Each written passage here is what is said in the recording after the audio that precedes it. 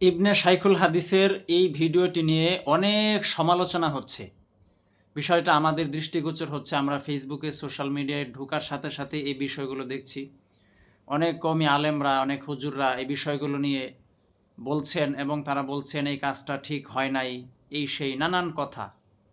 তো সকলের উদ্দেশ্যে আমি একটি কথা বলতে চাই, সেটি হলো যে আসলে প্রচলিত যে রাজনীতি আমাদের দেশে বিদ্যমান, আপনি ধর্মীয় রাজনীতি করেন কিংবা কোরআন সুন্নাহর যে রাজনীতি সেটা আছে করেন, তো এটা করতে গিয়ে কিন্তু এই দেশে বিদ্যমান প্রচলিত রাজনীতির পাশাপাশি আপনাকে কিছু সময়ের জন্য হলেও হাঁটতে হবে। যেহেতু এই দেশটা গণতান্ত্রিক একটি দেশ, গণতন্ত্রের যে রাজনীতি সেই রাজনীতি এই দেশে বিদ্যমান।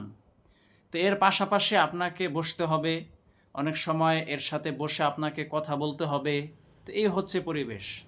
তা আমি সকলের উদ্দেশ্যে এটাই বলতে চাই, যেহেতু বিষয়টা এমন যে এই রাজনীতির সাথে আপনাকে কিছু সময়ের জন্য হলেও মিশতে হবে, সেহেতু আপনি যে কোনো রাজনীতি করেন না কেন এটা করতে আপনি বাধ্য। সুতরাং আপনি যেহেতু বাধ্য, আপনাকে এটা মেনে নিতে হবে, বুঝতে হবে। আপনাকে এটা বুঝতে হবে। শুধু আল্লামা মামুনুল হক না, আরও অন্যান্য দলের আরও অনেক বিভিন্ন দলের হুজুর আছে বড় বড়, তো তারাও কিন্তু এই বিষয়গুলোর সমস্যার সম্মুখীন হন। এর মানে এই না যে তারা দিন থেকে সরে গিয়েছে। এর মানে এই না যে এই জাতীয় সঙ্গীতকে আপনাদেরকে গাওয়ার জন্য মামুনুল হকরা কিংবা অন্যান্য নেতা যারা এই সমস্ত পরিবেশ হ্যান্ডেল করেন, এই সিচুয়েশনে পড়েন, তারা আপনাদেরকে বলছেন যে আপনারা জাতীয় সঙ্গীতকে মেনে নেন গান হিসেবে। বিষয়গুলো কিন্তু এরকম না। তো এই রাজনীতি করতে গেলে এরকম সমস্যাগুলো ফেস করতে হয় এবং আমাদেরকে যেটা করতে হবে, ছাড় দেওয়ার মানসিকতা। আরেকটা বিষয় সেটা হলো যে আল্লামা মামুনুল হক আমাদের কওমি অঙ্গনের, এর জন্য আমরা অনেকেই তাকে ছাড় দিচ্ছি।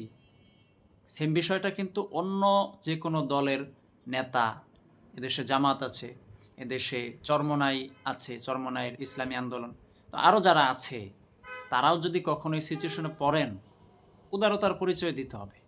তখন কিন্তু কঠোরতা করা যাবে না। যেমনিভাবে আমার নিজ দলের ইবনে শাইখুল হাদিসের প্রতি আমার একটা মায়া আছে, আমি তাকে ছাড় দিচ্ছি।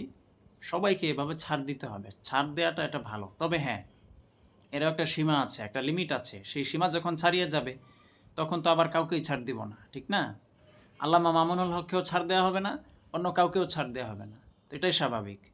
এই ছোটোখাটো বিষয়গুলো আমাদেরকে বুঝতে হবে প্রিয় ভাই। আশা করি আমার কথাগুলো বুঝতে পেরেছেন। আরেকটা বিষয় সেটা হলো, এই যে আমরা সমালোচনা করছি, আপনি সমালোচনা সহজে করতে পারছেন, কিন্তু মামুন সাহেবের জায়গায় আপনি গিয়ে দাঁড়ান, সম্ভব না।